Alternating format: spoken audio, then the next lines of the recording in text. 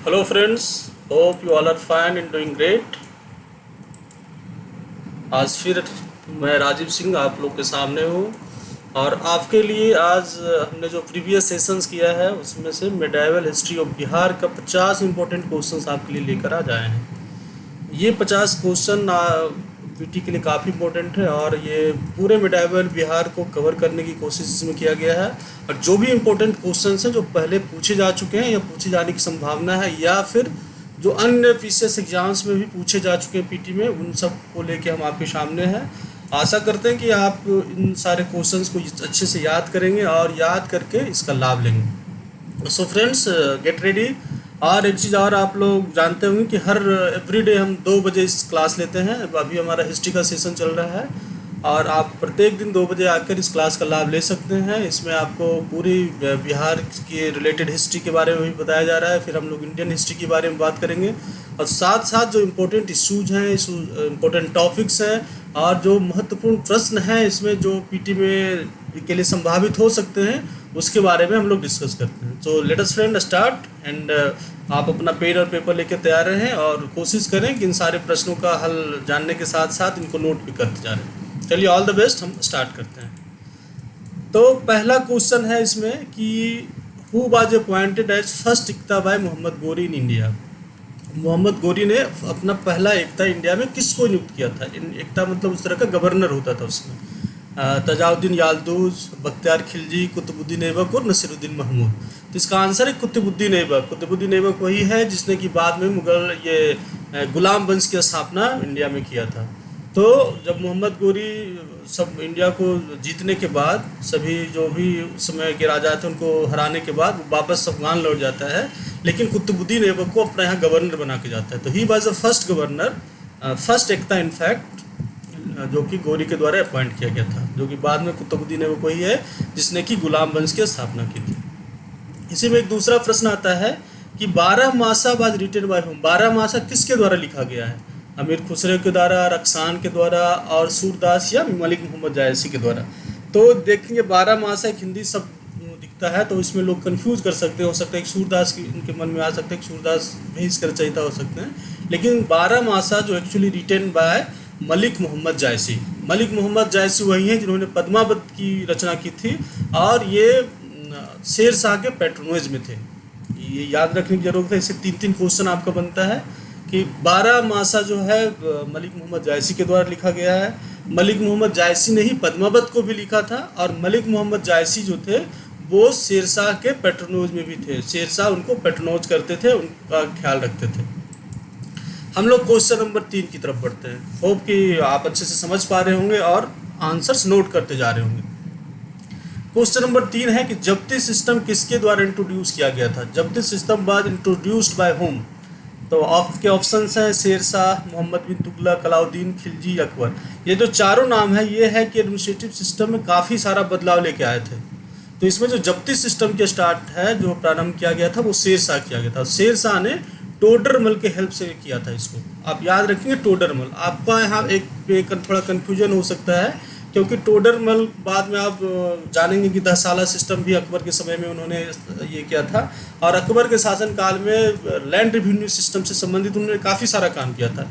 लेकिन टोडरमल जब अकबर के कोर्ट में काम करना शुरू किया उसके पहले वो शेर शाह के साथ भी काम किए और उन्होंने जब्ती सिस्टम प्रारंभ किया था जो कि revenue system, land revenue system से संबंधित था।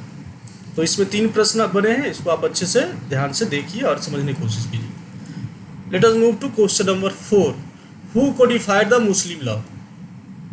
ये शेर शाह, इस्लाम शाह, टोडरमल और मोहम्मद शाह, महमूद शाह तुरानी।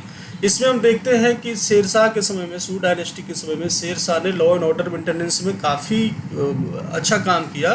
काफ़ी एक ज़बरदस्त ढंग का लॉ एंड ऑर्डर व्यवस्था, विधि व्यवस्था की समस्या को समाप्त करके एक कंप्लीट विधि व्यवस्था बना के रखा। साथ साथ वो बहुत सारे काजी भी हर एक जगह पे नियुक्त किए थे सो दैट कि जो है इजी जस्टिस मिल सके।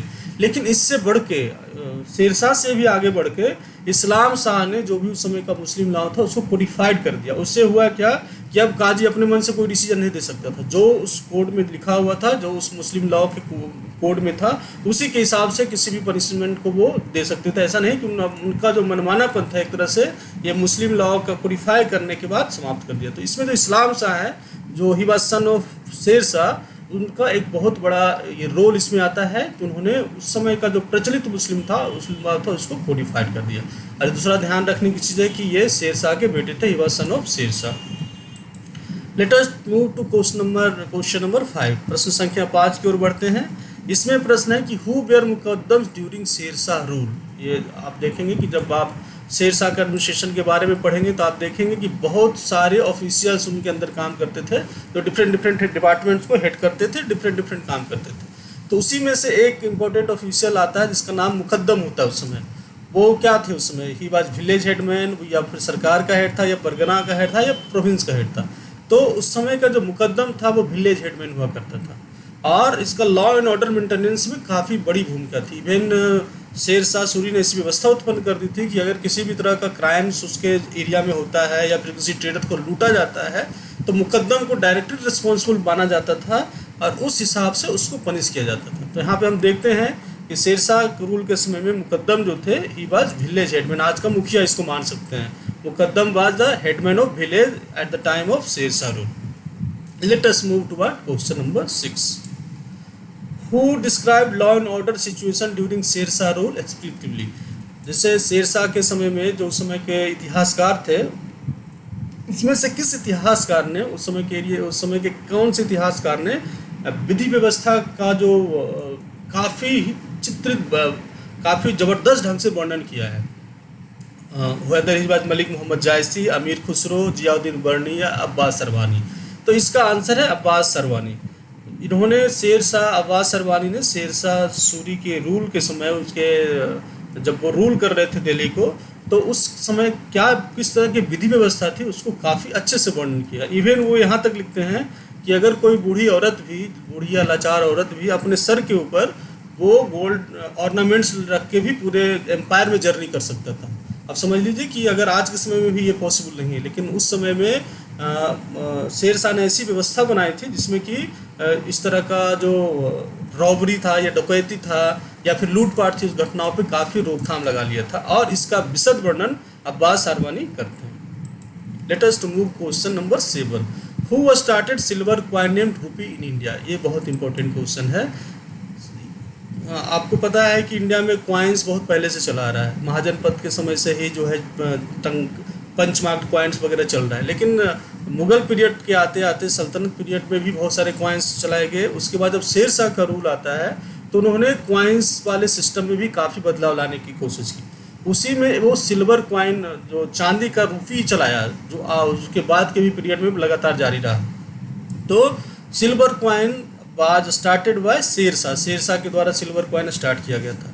और सिल्वर कॉइन के साथ साथ शेर शाह ने जो कॉपर और गोल्ड कॉइन्स था उसको भी स्टैंडर्डाइज करने की कोशिश की था, उसको भी एक स्टैंडर्ड के रूप में ढालने की कोशिश की थी, सो दैट कि पूरे एम्पायर में वो उस कॉइन्स को आसानी से ट्रेड के रूप में या फिर कॉमर्स में आसानी से यूज किया जा सके। तो हम क्या देखेंगे, सिल्वर कॉइन किसने इंडिया में शुरू किया था, तो he was the person was Sher Shah. Next move to question number 8। Where was the first factory established by British in India? Whether it was Goa, Pondicherry, Hooghly और सूरत। तो सबसे पहला जो फैक्ट्री अंग्रेज़ों ने स्थापना किया था वो सूरत में किया था, अंडर रूल ऑफ जहांगीर इन 1612। जब समय जहांगीर रूलर थे तो उसी के समय में अंग्रेज़ों ने अपनी पहली फैक्ट्री सूरत में लगाई थी। इसमें थोड़ा सा एक चीज़ समझने की चीज़ है कि जो फैक्ट्री है वो आज के समय के फैक्ट्री से डिफरेंट था। आज के फैक्ट्री में प्रोडक्शन होता है, तो उस समय की फैक्ट्री में ऐसा प्रोडक्शन नहीं होता था। वो एक तरह का वेयर हाउस था जो ट्रेडिंग के लिए सामान वो इकट्ठा करते थे, फिर वहाँ से ले जाते। साथ साथ जो कंपनी के अपने ऑफिसर्स होते थे वो भी वहाँ पे बैठ के काम करते थे। तो अंग्रेज़ों की पहली फैक्ट्री सूरत में लगाई गई थी और उस समय जहांगीर का रूल था 1612 में। Let us move to question number 9। Who was given high honour of Jahangir. Jahangir के समय हम देख रहे हैं कि अभी आपने देखा कि किस तरह से जहांगीर के समय में 1612 ईस्वी में सूरत में एक पोर्ट की ये फैक्ट्री की स्थापना की गई ईस्ट इंडिया कंपनी के द्वारा। तो जहांगीर के समय आते आते काफ़ी सारे जो फॉरेनर्स हैं वो जो यूरोपियंस लोग थे वो कोर्ट में आना शुरू कर दिए थे, ट्रेडिंग को लेके समझने के लिए, मीटिंग के लिए, कल्चरल मीटिंग के लिए, इस तरह के काम के लिए वो जहांगीर के मुगल के कोर्ट में आना शुरू कर दिए थे। तो उसी में से एक को जहांगीर ने काफ़ी हाई टाइटल लिया था। उसमें से एडवर्ड टेरी थे, थॉमस रे थे, कैप्टन हॉकिंस थे, थॉमस एल्वा। तो इसका सही आंसर है कैप्टन हॉकिंस। उन्होंने न ही कैप्टन हॉकिंस को सम्मानित किया था बल्कि उनको एक मनसब भी 400 का दिया था। पहले बताया ना कि ये मुगल पीरियड में मनसबदार हुआ करते थे, जाट और सवार का, तो इसमें 400 का मनसब भी 1608 में कैप्टन हॉकिंस को शेर जहांगीर ने दिया था। और साथ में इनका नाम इंग्लिश खान भी रखा था, he was honoured as English Khan. तो फिर हो सकता है कि इस तरह का और भी प्रश्न पूछा जा सकता है कि मिडाइवल इंडिया में इंग्लिश खान किसको बोला जाता है, तो right answer is captain Hawkins. Please remember this. अब हम मूव करते हैं क्वेश्चन नंबर 10 की तरफ। कुतुबुद्दीन ऐबक कैपिटल बाज। आपने देखा कि जब मोहम्मद गोरी इंडिया को छोड़ के गया तो कुतुबुद्दीन ऐबक को अपना एकता घोषित करके गया, मतलब गवर्नर बना के गया। लेकिन बाद में फिर कुतुबुद्दीन ऐबक ने इंडिया में गुलाम वंश की स्थापना की। लेकिन जब तक गुलाम वंश की स्थापना वो किया तो फिर उस समय उनका कैपिटल कहाँ था? कहाँ था? अजमेर था, दिल्ली था, लाहौर था या आगरा था? तो इसका सही आंसर है लाहौर। कुतुबुद्दीन ऐबक ने जो एडमिनिस्ट्रेशन चलाया वो लाहौर एज ए कैपिटल चलाया, लाहौर से ही चलाया। लेकिन बाद में जब इल्तुतमिश दिल्ली के सुल्तान बने तो उसको दिल्ली शिफ्ट कर लिया। अब है question number 11। Medini Rai was an important ruler of which dynasty. Medieval India में बिहार के जो हिस्ट्री में मेदिनी राय का इंपॉर्टेंट नाम आता है तो वो किस डायनेस्टी से थे? हम लोग ने इसके बारे में पढ़ा है। अब ऑप्शंस हैं आपके, चेरो डायनेस्टी, उज्जैनी डायनेस्टी, सेना डायनेस्टी या चौहान डायनेस्टी। तो मेदिनी राय जो है बिहार के चेरो डायनेस्टी से संबंधित थे। वे इसी चेरो डायनेस्टी के एक इम्पोर्टेंट लीडर थे। और इनका जो है उज्जैनी जो धार मालवा से आए हुए थे, उज्जैन की तरफ से आए हुए थे, उनके साथ काफ़ी लंबा चौड़ा संघर्ष भी चला था। तो Medini Rai was important ruler of Chero dynasty. Please remember this. अब है बिहार के एक और इम्पोर्टेंट डायनेस्टी की बात करते हैं। शेरशाह के पीरियड के समय में बिहार में नुहानी डायनेस्टी को किसने स्थापना की थी? Nuhani dynasty of Bihar was founded by Paidar Hussain Shah Sarki, Farid Khan, Nusrat Khan और मोहम्मद शाह। तो इसका आंसर है मोहम्मद शाह। मोहम्मद शाह ने बिहार में बाद में उसने अपना टाइटल सुल्तान लगा लिया था। सुल्तान मोहम्मद शाह ने बिहार में नुहानी डायनेस्टी की स्थापना की। और ये हुआ था फर्स्ट बैटल ऑफ पानीपत के बाद। पहले फर्स्ट बैटल ऑफ पानीपत के पहले इब्राहिम लोदी का रूल था, he was the ruler of Delhi. लेकिन जब 1526 आते आते इब्राहिम लोदी काफ़ी कमज़ोर होते चले गए। उनका जो एडमिनिस्ट्रेशन था या फिर जो पकड़ थी लोगों के, पकड़ थी अन्य प्रोविंस के ऊपर, वो धीरे धीरे कमज़ोर पड़ता गया और हर एक प्रोविंस अपने आप को फ्री घोषित किया। उसी तरह मोहम्मद शाह ने अपने आप को फ्री घोषित करते हुए, इंडिपेंडेंट घोषित करते हुए बिहार में नुहानी डायनेस्टी की स्थापना की। और 1526 में जब इब्राहिम लोदी की हार हो गई तो फाइनली वो अपने आप को सुल्तान ही डिक्लेयर कर दिया था। तो Nuhani dynasty was founded by Mohammad Shah. Let us move question number 13। अब है प्रतिहारा डायनेस्टी। हम लोग कल के सेशन में देखे थे, ट्रिपेरियट स्ट्रगल के बारे में बात किया था, पाला, प्रतिहारा और राष्ट्रकूटा के बारे में बात किया था। काफ़ी डिटेल में हमने चर्चा की थी, काफ़ी कुछ हमने उसमें इसके बारे में वर्णन किया था। तो आज हम लोग उसी से एक प्रश्न हम लोग ने रखा है यहाँ पे कि प्रतिहारा डायनेस्टी किसके द्वारा स्थापित की गई थी? मिहिर भोज के द्वारा, सुमंत सेन के द्वारा, जयपाल के द्वारा या राजा भोज के द्वारा? तो इसका सही आंसर है राजा भोज। इन्होंने कन्नौज में अपना कैपिटल बनाया था और एक काफ़ी पावरफुल जो है उस पावरफुल अपना जो राज्य है वो बना के रखा। और ये ट्रिपेरियट स्ट्रगल में भी ये जो डायनेस्टी है पार्टिसिपेट किया था। तो मेडिवल पीरियड में प्रतिहारा डायनेस्टी, मेडिवल पीरियड से जस्ट पहले का जो 800 से 1000 ईस्वी के बीच की का समय है, उसमें प्रतिहारा डायनेस्टी का काफ़ी बड़ा रोल रहा है इंडियन हिस्ट्री में। होप कि आपने इसको याद कर लिया होगा। अब हम मूव करते हैं क्वेश्चन नंबर 14 की तरफ। ये क्वेश्चन पूछता है कि among the following who killed himself by burning into fire after defeat from Turks. इसमें से किस राजा ने अपने आप को चिता में आग में जला लिया था जब तुर्क से वो हार गए थे? ये एक बहुत ही इम्पोर्टेंट हिस्टोरिकल मोमेंट रहा इंडिया के समय में। ये साथ में ये भी दिखाता है कि इंडियन रूलर्स उसमें कितना इमोशनल हुआ करते थे। वो स्ट्रेटजी या प्लानिंग नहीं करके वो काफ़ी इमोशनल थे।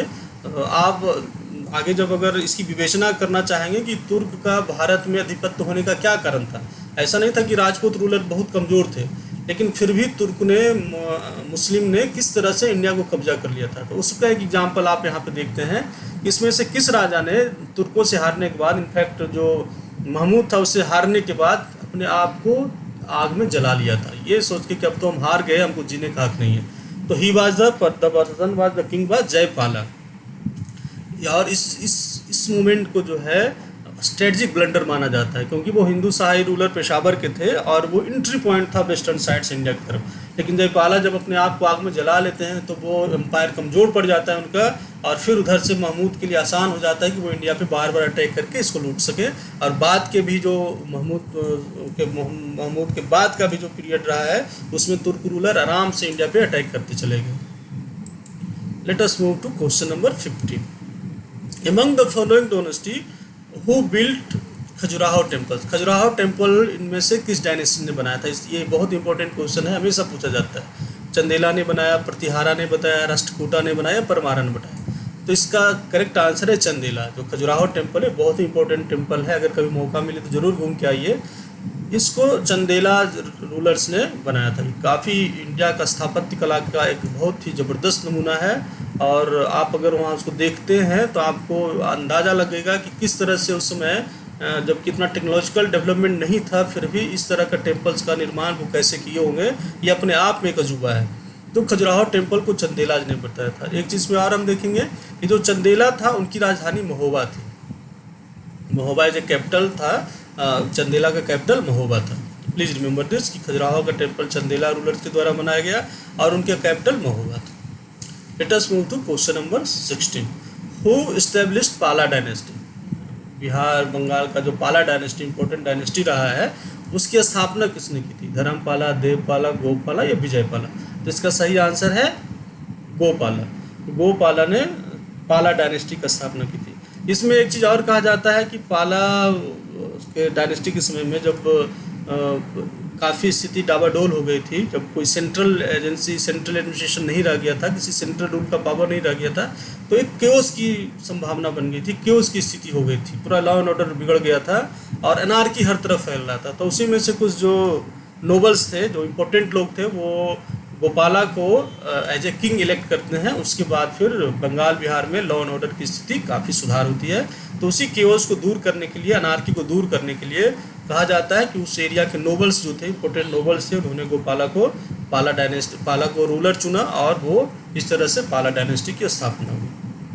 होप कि बहुत ज़्यादा दिक्कत आप लोगों को समझने में नहीं आ रहा होगा और आंसर भी साथ साथ आप लर्न करते जा रहे होंगे। तो हम लोग अब आगे बढ़ते हैं प्रश्न संख्या 17 की ओर। अब है कि Vikramshila university was founded bye whom? बहुत इंपॉर्टेंट क्वेश्चन है। विक्रमशिला यूनिवर्सिटी जो बिहार का नालंदा यूनिवर्सिटी और विक्रमशिला यूनिवर्सिटी पूरे विश्व में जाना जाता है, इसको विश्व विख्यात है। तो इस विक्रमशिला यूनिवर्सिटी की स्थापना किसने की? धर्मपाला ने, देवपाला ने, गोपाला ने, गोपाला टू ने? तो इसका आंसर है धर्मपाल।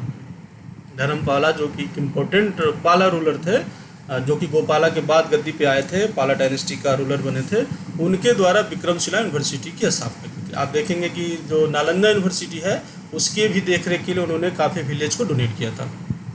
और जो पाला डायनेस्टी के ज़्यादातर जो रूलर है, ऑलमोस्ट सभी रूलर हैं, वो बुद्धिज्म धर्म को मानने वाले लोग थे और बुद्धिज्म धर्म के प्रचार प्रसार में काफ़ी इंपॉर्टेंट रोल भी प्ले किया था। Let us move to what question number 18। अब है कि हमने देखा पाला डायनेस्टी को किसने स्थापित किया। अब है कि who was the last ruler of सेना डायनेस्टी? पाला रूलर के बाद सेना डायनेस्टी की स्थापना होती है बंगाल बिहार में। तो इसको लक्ष्मण सेन जो थे इसके लास्ट रूलर थे। Lakshman Sen was the last ruler. आप देखते हैं कि जब मोहम्मद गोरी का अटैक होता है इंडिया के ऊपर, तो जब सारे जो स्टेट हारना शुरू करते हैं तो बख्तियार खिलजी जो है वो यूपी की तरफ से अपर गंगेटिक वैली होते, मिडिल गंगेटिक वैली होते हुए बिहार और बंगाल की तरफ बढ़ता है। उसमें वो क्या करता है, वो हॉर्स ट्रेडर के रूप में ये अपना भेष बदल कर नादिया, जो कि लक्ष्मण सेन का कैपिटल था, सेना डायनेस्टी का कैपिटल था, राजमहल में घुस जाते हैं और वो उसको कब्जा कर लेते हैं। लक्ष्मण सेन जो है उस समय स्थिति को समझ नहीं पाया और वो पूरा अपना राजमहल छोड़ के, पूरा अपना जो सारी संपत्ति छोड़ के भाग जाते हैं। इस तरह से जो सेना डायनेस्टी इसका समाप्त होता है और वहाँ बख्तियार खिलजी जो है अपना स्थापना, एक अलग गवर्नरशिप में अपने एक अलग प्रोविंस की स्थापना करता है। तो लक्ष्मण सेन जो है वो सेना डायनेस्टी के लास्ट रूलर थे। Please remember this. अब हम लोग बढ़ेंगे क्वेश्चन नंबर 19 की ओर। Among the following ruler who organised a grand darbar at Kannauj. हम लोग देखें ट्रेपेरियट स्ट्रगल को हम लोगों ने चर्चा की थी कल परसों की क्लास में। तो ट्रेपेरियट स्ट्रगल में तीन डायनेस्टी आपस में उलझे हुए थे उसमें। तो हालांकि पाला डायनेस्टी बहुत ज़्यादा पावरफुल उस समय नहीं रहे थे दोनों के रिस्पेक्ट में, फिर भी धर्मपाला उस समय एक छोटे से समय के लिए इसके कन्नौज के ऊपर कब्जा कर लेते हैं और एक ग्रांड दरबार बनाते हैं। एक ग्रांड दरबार की जो है कन्नौज में ऑर्गेनाइज करते हैं। तो the ruler by Dharmapala organised a grand durbar at Kannauj. लेकिन वो धर्मपाला जो है बहुत ज़्यादा समय के लिए कन्नौज को अपने कब्जे में नहीं रख पाता है और फिर कन्नौज जो है पाला डायनेस्टी के हाथ से निकल जाता है। प्लीज़ रिमेंबर दिस, ये बहुत ही इंपॉर्टेंट क्वेश्चन है कि किस पाला रूलर ने कन्नौज में ग्रांड दरबार लगाया था। तो आंसर इज धर्मपाला। अब बढ़ते हैं हम लोग क्वेश्चन नंबर 20 की तरफ। ये जो अजंता एलोरे की गुफाएं हैं, जो रॉक कट साइंस हैं, किस डायनेस्टी के द्वारा बनाया गया था? चोला के द्वारा, प्रतिहारा के द्वारा, राष्ट्रकूटा के द्वारा, चंदेला के द्वारा। तो जो आपका अजंता एलोरा का जो गुफाएं हैं वो राष्ट्रकूटा जो किंग्स थे उनके द्वारा बनाया गया था। हमने देखा अभी यहाँ पे कि जो खजुराहो का टेम्पल्स है वो चंदेला डायनेस्टी के द्वारा बनाया गया था और जो अजंता एलोरा की गुफाएं हैं वो राष्ट्रकूटास के द्वारा बनाया गया। Please remember this, Ajanta Ellora की गुफाएं राष्ट्रकूटा जो कि दक्कन एरिया में है और राष्ट्रकूटा का जो मेन सेंटर था उधर। तो ये भी ऐसे भी आप याद रख सकते हैं कि जो राष्ट्रकूटा का किंगडम था उसी एरिया में था, उसी एरिया के चारों तरफ फैला हुआ था। तो अजंता एलोरा की गुफाएं जो है राष्ट्रकूटा किंग्स के द्वारा बनाया गया था। इसके साथ साथ वो बहुत सारे बिल्डिंग्स और इस तरह का स्ट्रक्चर का निर्माण किए थे because they were great builders. और साथ साथ वो शिव और विष्णु के बड़े भक्त थे। हमने देखा कि पाला जो डायनेस्टी रूलर थे वो बुद्धिज्म के फॉलोअर थे, बुद्धिस्ट थे, लेकिन जो राष्ट्रकूटा थे वो शिव और विष्णु के बहुत बड़े फॉलोअर थे और इसके कारण ने बहुत सारे टेम्पल्स की भी संरचनाएं उस समय उन्होंने बनाई थी। Let us talk about question number 21। इनमें से कौन सा जो डायनेस्टी है वो त्रिपक्षीय संघर्ष में पार्टिसिपेट नहीं किया था? Among the following which dynasty didn't take part in the Tripartite struggle? Pratihara, Chandela, पाला या राष्ट्रकूटा? तो इसका आंसर है चंदेला। इसमें जो प्रतिहारा है, पाला और राष्ट्रकूटा, इन तीनों के बीच में जो है त्रिपक्षीय संघर्ष चला था, है ना, लेकिन इसमें चंदेला ने पार्टिसिपेट नहीं किया था। तो और ये त्रिपक्षीय संघर्ष क्यों चला था? तो कन्नौज के मेन रीजन था कन्नौज के ऊपर कब्जा करने के लिए, क्योंकि कन्नौज का जो पोजीशन था हर्षवर्धना के समय से काफ़ी इंपॉर्टेंट हो गया था और जो कन्नौज पे कब्जा कर लेता था तो उसको एक लार्ज एरिया पे एडमिनिस्ट्रेशन और काफ़ी रिसोर्स एडमिनिस्ट्रेशन करने में मदद मिलती थी और काफ़ी बड़ा एरिया रिसोर्स के रूप में प्राप्त होता था। तो इसमें से चंदेला रूलर जो है इन चारों में से वो त्रिपक्षीय संघर्ष में भाग नहीं लिया था। अब हम लोग बात करते हैं आगे कि महमूद गजनी ने सोमनाथ टेम्पल पे कब अटैक किया था। तो पता है कि महमूद गजनी ने भारत के ऊपर 17 बार आक्रमण किया और बहुत सारे मंदिरों और शहरों को बुरी तरह लूटा और बुरी तरह से बर्बाद किया। तो उसी में जो है 1021 ईस्वी में 1025 एडी में 1025 ईस्वी में सोमनाथ टेम्पल के ऊपर अटैक किया था। और जो भी लूटपाट हुआ था, जो भी ध्वस्त किया गया था, उसकी जो फाइनल सोमनाथ मंदिर जो आज का वास्तविक रूप है, जो आज के समय में है, वो जब भारत स्वतंत्र हुआ था तो उसके बाद उस मंदिर का पुनर्निर्माण किया गया था। इसको ध्यान रखेंगे कि सोमनाथ मंदिर का पुनर्निर्माण जो है भारत के स्वतंत्रता के बाद किया गया था। अब है क्वेश्चन नंबर 23 पे आते हैं कि बैटल ऑफ चंदावर किस ईयर में लड़ा गया था। बैटल ऑफ चंदावर जो है वो जयचंद और इनके बीच हुआ था, मोहम्मद गोरी के बीच हुआ था, जब तराइन का प्रथम युद्ध, तराइन का द्वितीय युद्ध के बाद, जिसमें जयचंद ने मदद नहीं किया था पृथ्वीराज चौहान को। तो फिर फाइनली चंदावर में मोहम्मद गोरी और जयचंद के बीच युद्ध होता है और ये होता है 1194 में, 1194 एडी में। और इसमें मोहम्मद गोरी जो है जयचंद को हरा देते हैं और उसके बाद फिर जो पूरा एरिया है वेस्टर्न यूपी से लेकर यूपी बिहार तक का एरिया पूरा मोहम्मद गोरी के लिए खाली हो जाता है, क्योंकि कन्नौज ही था वहाँ पे जो मोहम्मद गोरी को रोक सकता था।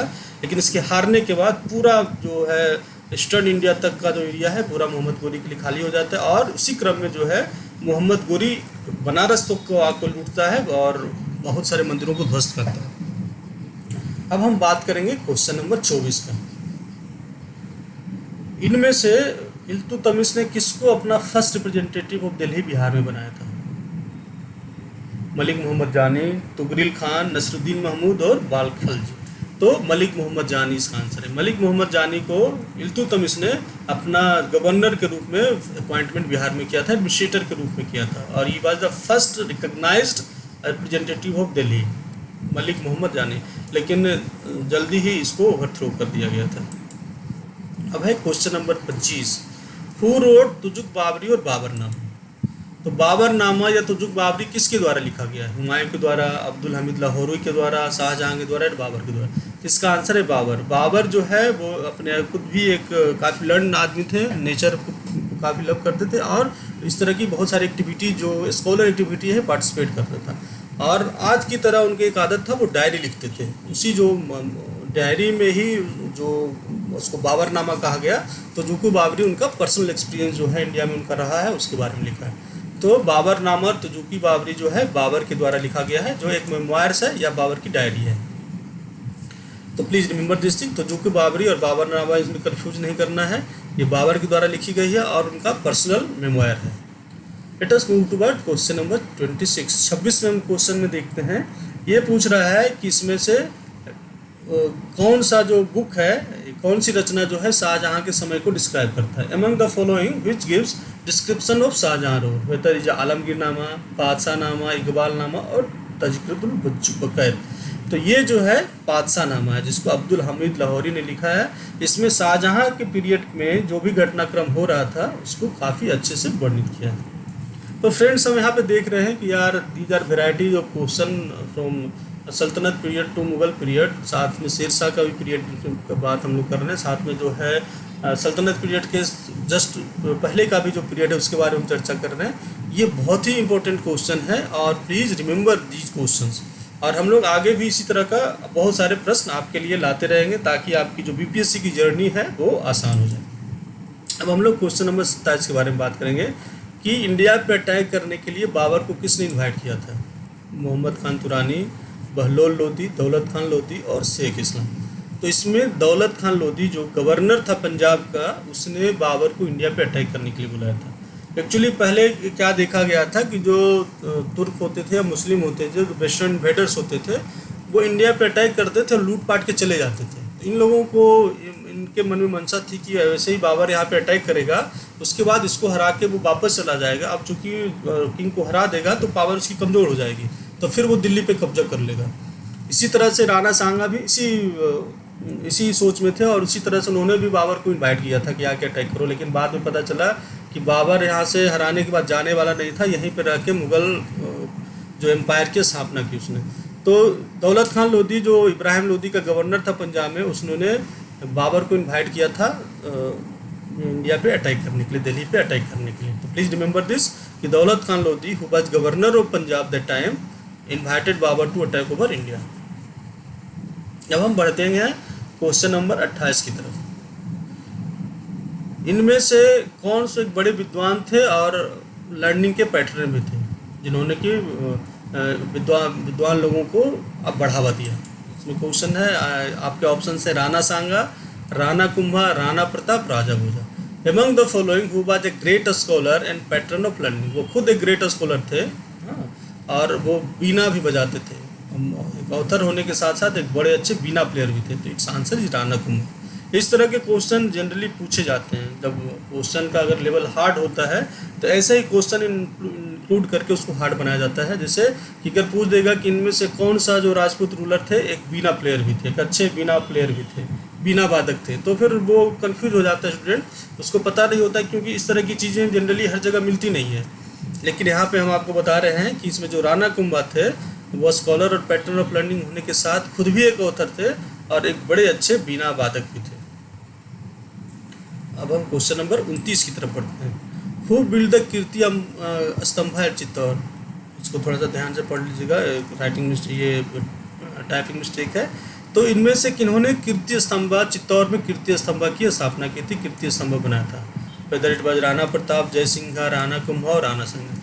तो ही बात राणा कुंभा, अगेन राणा कुंभा, जिन्होंने चित्तौड़ में कीर्ति स्तंभ की स्थापना की थी। और उन्होंने कीर्ति स्तंभ के साथ साथ बहुत सारे कुएं और कैनाल्स भी खुदवाए थे ताकि लोगों को पानी मिल सके और इरिगेशन का काम हो सके। अब हम क्वेश्चन नंबर 30 को देखते हैं कि बैटल ऑफ खानवा किस साल में हुआ था। बैटल ऑफ खानवा एक बहुत इम्पोर्टेंट बैटल है इंडिया के हिस्ट्री को लेके। Babur defeated Rana Sanga of Mewar and by his great part central India came under his command. जिसे हमने अभी बात किया था ना कि राणा सांगा जो थे वो उन्होंने भी बाबर को इनवाइट किया था इंडिया पे अटैक करने के लिए, क्योंकि राणा सांगा सोचते थे कि वो एक बार यहाँ आएगा और लोगों को हरा के वापस चला जाएगा। लेकिन बाद में कुछ स्थिति ऐसे उत्पन्न हो गई कि खुद बाबर और राणा सांगा के बीच में ही फाइट हो गया और ये खानवा का बैटल हुआ 1527 में, जिसमें राणा सांगा की हार हुई। और फाइनली जो मेवाड़ भी है और मेवाड़ के साथ साथ जो पूरा राजपूत जो रीजन था राजस्थान का, काफ़ी बड़ा हिस्सा बाबर के पक्ष में चला गया। बाबर ने सबको जीत लिया। क्वेश्चन नंबर 31 सब लोग करेंगे। In which year Humayun regain throne of Delhi. जैसे जो हुमायूं है वो दो बार राजा बनता है। फर्स्ट टाइम तो जो है बाबर के मरने के बाद बनता है, दूसरी बार वो जब शेरशाह के द्वारा उसको यहाँ से बाहर कर दिया जाता है, शेरशाह शासक बन जाता है दिल्ली का, तो फिर जो है हुमायूं ईरान जाके वहाँ अपनी पावर को फिर से बिल्डअप करता है। और जब यहाँ पे शेरशाह की मृत्यु हो जाती है और सूट डायनेस्टी कमज़ोर पड़ने लगता है तो वो फिर इंडिया आता है और फिर से वो दिल्ली को कब्जा कर लेता है। तो ये होता है सन 1555 में। 1545 में शेरशाह की मृत्यु हो जाती है, उसके बाद सूट डायनेस्टी काफ़ी कमज़ोर पड़ जाता है और इसी का लाभ उठाते हुए हुमायूं फिर से दिल्ली पे अटैक करता है। 1555 में फिर दूसरी बार मुग़ल राज्य की स्थापना, मुग़ल एम्पायर की स्थापना इंडिया में करता है।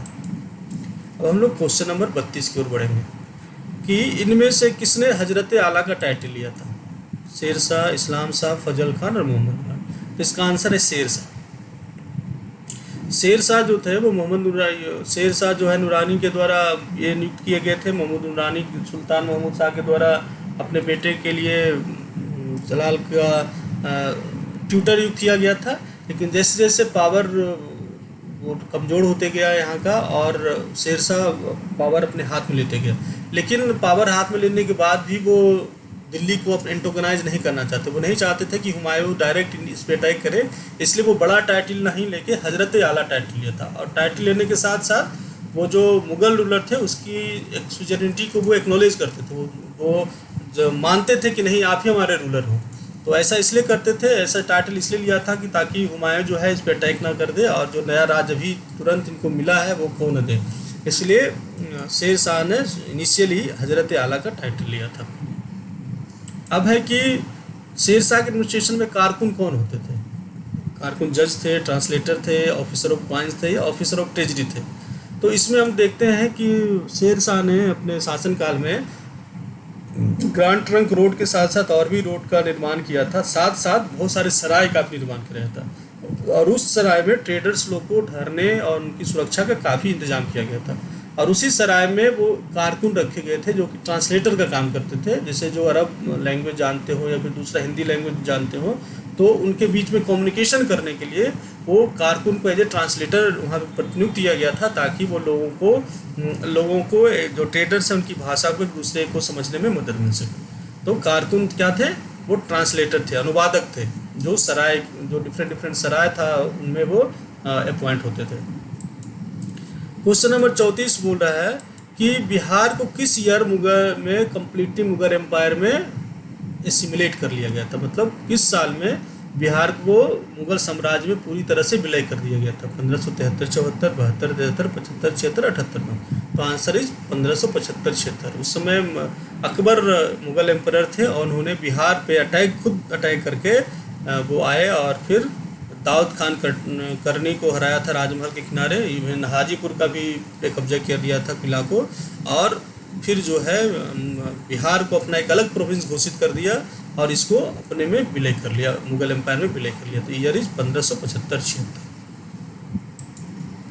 Which city was the capital of Bihar during Shershah reign over Delhi. Next प्रश्न, दूसरा प्रश्न है कि जब शेरशाह सूरी दिल्ली के शासक थे तो उसमें बिहार का कैपिटल क्या था। तो इसका आंसर है बिहार शरीफ। बिहार शरीफ जो है मिडेवल पीरियड में काफ़ी इंपॉर्टेंट रहा है। आज का जो नालंदा का हेडक्वार्टर है, नालंदा जिला का हेडक्वार्टर बिहार शरीफ, वो पुराने समय से ही काफ़ी मिडेवल टाइम में काफ़ी इंपॉर्टेंट रहा है। तो उसमें हम लोग देखते हैं कि जो भी ट्रेडर, जो भी रूलर्स, जो भी अटैकर्स गुजरते थे वो बिहार शरीफ जरूर जाते थे। क्योंकि वो रास्ते में पड़ता ही था, वो बंगाल के रास्ते में। तो बिहार शरीफ को शेर शाह सूरी ने अपने शासन काल के समय में बिहार का कैपिटल बनाया था। लोग 36 नंबर प्रश्न की तरफ बढ़ते हैं। इनमें से ये पूछा जा रहा है कि among the following who was appointed as subadar of Bihar by Jahangir. हालांकि जहांगीर ने अपने शासनकाल में बहुत सारे सूबादार बनाए थे, ऐसा नहीं था कि एक ही सूबेदार पूरे पीरियड के लिए रहा है। लेकिन इनमें से जो है किसको जहांगीर ने बिहार का सूबेदार बनाया था? वेदर ही वाज बाज बहादुर, मुनीम खान, रईस खान और सैफ खान। तो इस बार बाज बहादुर। इनका नाम लाल बेग भी कहा जाता है, और इन्होंने राजा संग्राम सिंह जो खड़गपुर के राजा थे, उन्होंने जब विद्रोह कर दिया था तो लाल बेग या बाज बहादुर ने उस रिवोल्ट को सप्रेस भी किया था। तो इसमें 2-3 क्वेश्चन बनता है। तो पहला तो ये था कि बाज बहादुर कहाँ के गवर्नर थे? तो बिहार के गवर्नर थे। उनका अपॉइंटमेंट किसने किया था? तो जहांगीर ने किया था। बाज बहादुर ने काम क्या किया था? वो जो राजा संग्राम सिंह खड़गपुर के थे, उनके रिवोल्ट को दबाया भी था। उन्होंने जो विद्रोह किया था उसके विद्रोह को दबाया भी था। साथ में ये भी पूछा जाता है कि इनमें से किस गवर्नर को लाल बेग भी कहा जाता था? तो ये बाज बहादुर, लाल बेग और बाज बहादुर दोनों एक ही पर्सन थे। अब हम लोग बढ़ेंगे क्वेश्चन नंबर 38 की ओर। Who was given title of Jahangir Quli Khan by Jahangir. Jahangir ने किसको जहांगीर कुली खान का टाइटल दिया था? देख रहे हैं कि इसमें जहांगीर वर्ड लगा हुआ है। तो ये टाइटल कितना बड़ा रहा होगा, कितना इंपॉर्टेंट रहा होगा, आप इसको समझ सकते हैं। तो वेदर ही वाज मुनीम खान, सैफ खान, रईस खान और बाज बहादुर। तो ये जो बाज बहादुर आप देख रहे हैं जिन्होंने जिसको कि ये जहांगीर ने बिहार का गवर्नर नियुक्त किया था, उसी को वो जहांगीर कुली खान का टाइटल देते हैं। और जहांगीर कुली खान क्या करते हैं कि वो एक जो दरभंगा, आज का मॉडर्न दरभंगा है, वहाँ पे एक मस्जिद भी बनाया था। साथ साथ में नूर जहाँ के नाम से एक सराय भी बनाया था। उसमें होता था कि जब नूर जहाँ बंगाल जाती थी तो यहीं पे वो ठहरती थी। तो उसी के ठहरने के लिए नूर जहाँ नाम का एक सराय भी बनवाया था बाज बहादुर ने। तो बाज बहादुर जहांगीर से काफ़ी क्लोज थे और काफ़ी कुछ बिहार में उन्होंने किया है। अब है क्वेश्चन नंबर 39 की तरफ बढ़ते हैं। Who renamed Patna as Azimabad. Patna जो है, टाइपिंग मिस्टेक यहाँ पे इसको पटना पढ़ेंगे, कि पटना को किसने अजीमाबाद का नाम बदल दिया? जैसे ये बहुत इंपॉर्टेंट प्रश्न है कि इनमें से कौन सा शहर को अजीमाबाद के रूप में भी जाना जाता था? तो ये पटना का जो मॉडर्न पटना है, उसमें जो प्रिंस आजिम थे और ये औरंगजेब के ग्रैंडसन थे जो कि बिहार का सूबेदार नियुक्त हुए थे, तो अपने नाम के ऊपर बिहार का जो नाम का कैपिटल पटना था उसको बदल के उसका नाम अजीमाबाद रख दिए थे। तो prince Azim change rename Patna as Azimabad. और ये बिहार के सूबेदार थे जो कि अपने दादा औरंगजेब जो एम्परर थे उस समय के, उनके द्वारा प्रतिनियुक्त हुए थे। अब हम लोग बात करेंगे क्वेश्चन नंबर 40 की। अब हम लोग सिख के बारे में थोड़ा सा पढ़ लेते हैं कि इनमें से किस सिख गुरु को औरंगजेब ने एग्जीक्यूट किया था, मरवा दिया था? किस सिख गुरु को औरंगजेब ने मरवा दिया था? गुरु गोविंद सिंह को, गुरु तेग बहादुर को, गुरु अंगद देव को और गुरु अर्जन देव को। तो इसका आंसर है गुरु तेग बहादुर को। गुरु तेग बहादुर को औरंगजेब ने अरेस्ट करा एग्जीक्यूट करा दिया था। और ये गुरु तेग बहादुर जो है वो बिहार में आते भी हैं और बिहार को क्रॉस भी करते हैं। और इनके नाम पे हांडी साहब का जो ये गुरुद्वारा है आपका पटना में, है ना, पटना इनफैक्ट वो कहा जाए तो आपका दानापुर में, वो इन्हीं के नाम पे बना हुआ है। और इनको औरंगजेब ने 1675 ईस्वी में मरवा दिया था। अब हम लोग 41 नंबर प्रश्न की बात करते हैं कि इसमें से किस सिख गुरु ने गुरु ग्रंथ साहब को कंपाइल किया था? गोविंद सिंह, हरगोविंद, हर्राय और अर्जन देव। तो अर्जन देव जो थे, हाँ, जिसको कि जहांगीर ने मरवा दिया था, वो गुरु ग्रंथ साहिब को कंपाइल किया था। कंपाइल करना मतलब ये नहीं था कि गुरु ग्रंथ साहब की रचना इन्होंने की थी। गुरु ग्रंथ साहब के जो डिफरेंट वर्सेस हैं, जो भी उनमें दोहा है या जो भी उनमें स्टेटमेंट्स हैं, वो पहले से चला आ रहा था। लेकिन गुरु अर्जन देव ने उसको कंपाइल करके गुरु ग्रंथ की रचना एक तरह से की, जो कि आज भी वहाँ पे रखा हुआ है, जो उनका मेन गुरुद्वारा है वहाँ पे रखा हुआ है। और ये पहले ऐसे सिख गुरु थे जिनको कि एग्जीक्यूट किया गया था, इसलिए इनको पहला शहीदी भी कहा जाता है, फर्स्ट शहीदी ऑफ सिख भी कहा जाता है और शहीदे दे सरताज भी कहा जाता है। गुरु अर्जन देव को पहला शहीदी बोला जाता है और उनको शहीदे द सरताज कहा जाता है, मतलब शहीदों के सरताज, शहीदों में सरताज, जिन्होंने कि जो कि ग्रैंड सेक्रीफाइस अपना किया। तो please remember this, Guru Granth साहब को कंपाइल गुरु अर्जन देव ने किया था। अब हम लोग बढ़ते हैं क्वेश्चन नंबर 42 की ओर। इसमें है कि जब ईस्ट इंडिया कंपनी का फॉर्मेशन हुआ था तो उस समय इंडिया का रूलर कौन था? अकबर थे, हुमायूं थे, जहांगीर थे, शाहजहां थे। तो आप जानते होंगे कि ईस्ट इंडिया कंपनी की स्थापना 31 दिसंबर 1600 को क्वीन एलिजाबेथ फर्स्ट के द्वारा किया गया था। उन्होंने एक रॉयल चार्टर दिया था। रॉयल चार्टर के द्वारा जो ईस्ट एशिया में जो था जितना भी ट्रेडिंग का सारा राइट्स ईस्ट इंडिया कंपनी को दे दिया गया था। और उस समय जो इंडिया के रूलर थे वो अकबर थे। तो जिस समय ईस्ट इंडिया की स्थापना, कंपनी की स्थापना होती है, उस समय दिल्ली के जो रूलर थे वो अकबर थे। Please remember this important question है। अब हम लोग क्वेश्चन नंबर 43 की ओर बढ़ते हैं कि इंडिया में पेपर कब से यूज होना शुरू हुआ। आप लोग को पता होगा कि चाइना में पेपर दूसरी तीसरी सेंचुरी में ही ये इन्वेंट कर ली गई थी, लेकिन इसका जो इंडिया में यूज हुआ है वो 12वीं शताब्दी में शुरू हुआ। ऐसा नहीं कि शुरू से इंडिया में पेपर का यूज होता रहा है। पहले जो भी इंडिया में लिखा जाता था तो वो ताम्रपत्र में लिखा जाता था, वो पत्तों पे लिखा जाता था, है ना। लेकिन जो पेपर का यूज इंडिया में, जो तुर्क लोग इंडिया में आए उसके बाद से शुरू हुआ। 12वीं शताब्दी में पेपर का यूज इंडिया में प्रारंभ हुआ। Who founded Bahmani kingdom? तो इसमें से जो बहमनी और विजयनगर किंगडम है वो भी काफ़ी इंपॉर्टेंट किंगडम रहा है दक्कन एंड साउथ इंडिया में। जिसमें से जो बहमनी किंगडम है इसकी स्थापना किसने की थी? आसफ खान ने, महमूद गवा ने, मालिक इब्राहिम ने और अलाउद्दीन बहमन शाह ने। तो इसका आंसर है अलाउद्दीन बहमन शाह। इसको हसन गंगू भी कहा जाता है। ये was also known as Hasan Gangu. और ये 1347 ईस्वी में बहमन किंगडम की स्थापना की। तो Bahmani kingdom was established by, founded by Alauddin Bahman Shah. इसका नाम जो है हसन गंगू भी था। अब हम क्वेश्चन नंबर 45 की बात करते हैं कि हु फाउंडेड कर्नाता डायनेस्टी? नान्या देवा, नरसिंह देवा, ब्रह्मदेवा और हरिदेवा।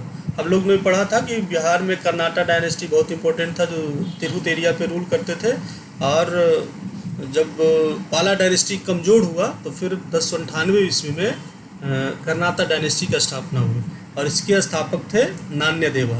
नान्या देवा जो थे वो कर्नाटा डायनेस्टी की स्थापना बिहार में किए थे।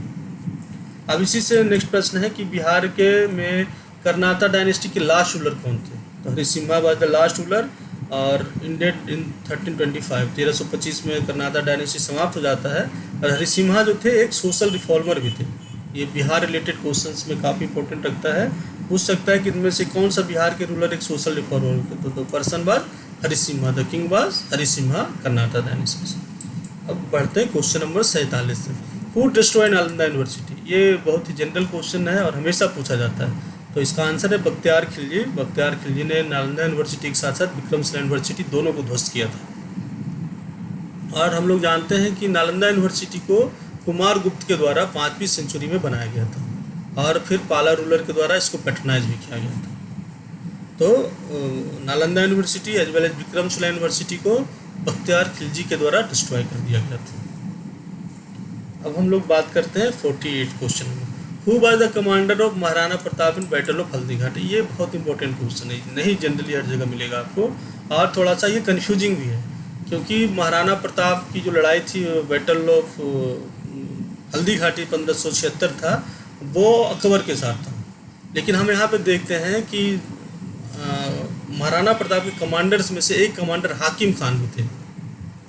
हाकिम खान, तो he was one of the commander of Maharana Pratap in battle of Haldighati. और अकबर का जो कमांडर 1576 के हल्दीघाटी के लड़ाई में था वो मानसिंह वन थे।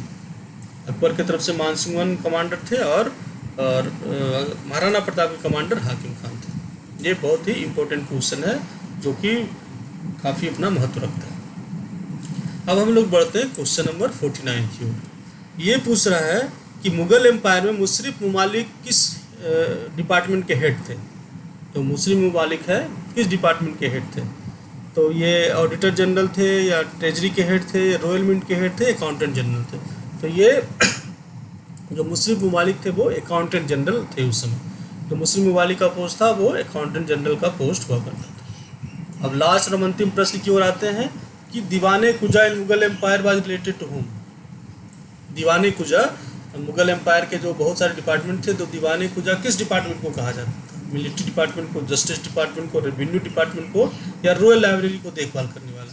तो इसका आंसर है जस्टिस डिपार्टमेंट। दीवानी कुजाबाज रिलेटेड टू जस्टिस एंड, और इसका जो हेड होता था वो काजी उल कुज्जत कहा जाता था। ये बहुत ही पावरफुल पोस्ट हुआ करता था और वो जस्टिस डिलीवरी के लिए यूज किया जाता है। तो फ्रेंड्स, हमने देखा कि इस तरह से हमारा ये लास्ट क्वेश्चन था आज के सेशन का। तो हमने देखा कि बिहार के जो मिडेबल हिस्ट्री है और इससे रिलेटेड जो लोग हैं उसमें से काफ़ी इंपॉर्टेंट प्रश्न पीटी में आते रहते हैं, और इनमें से 50 इंपॉर्टेंट प्रश्न आपके लिए हमने प्रस्तुत किया है। आगे हम और भी बहुत सारे प्रश्न जो हैं इससे भी ज़्यादा काफ़ी संख्या में प्रश्न आपके लिए लाएंगे, ताकि आपका प्रैक्टिस भी हो सके और आप उसको अच्छे से याद भी कर सकें। चलिए, हमारी बहुत सारी शुभकामनाएं आप लोगों के साथ। आप इसी तरह से पढ़ाई करते रहें और होप कि आप जो है अपने बीपीएससी में सफल हो जाए। Thanks a lot, have a great day.